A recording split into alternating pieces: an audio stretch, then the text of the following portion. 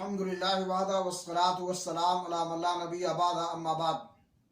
اسلامی بھائیوں، جنت جس کو اللہ رب العالمین نے متقیوں کے لیے تیار کر کے رکھا ہے،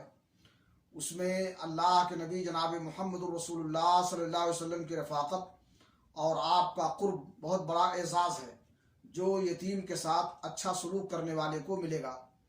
صحیح بخاری شریف کی روایت ہے،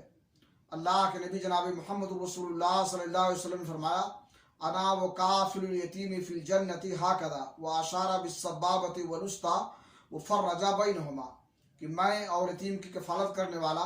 جنت میں اس طرح سے ہوں گے، اور آپ نے اپنی شہادت کی انگلی اور بیچ والی انگلی سے اشارہ کیا اور ان دونوں کے درمیان کشادگی فرمائی، یعنی قرب کے باوجود بھی درجات میں تفاوت ہوگا اور فرق ہوگا۔ ایک حدیث میں اللہ کے رسول نے فرمایا، وہ گھر سب سے بہترین ہوتا ہے جس میں یتیم کے ساتھ اچھا سلوک اور اچھا برتاؤ کیا جاتا ہے، اور وہ گھر سب سے بدترین ہوتا ہے جس میں یتیم کے ساتھ ناروا سلوک کیا جاتا ہے۔ اللہ رب العالمین سے دعا ہے کہ اللہ تعالیٰ ہمیں توفیق بخشے کہ ہم اللہ کا حق ادا کرنے کے ساتھ ساتھ یتیموں کے ساتھ اچھا سلوک و برتاؤ کریں۔ وآخر دعوانا الحمدللہ رب العالمین۔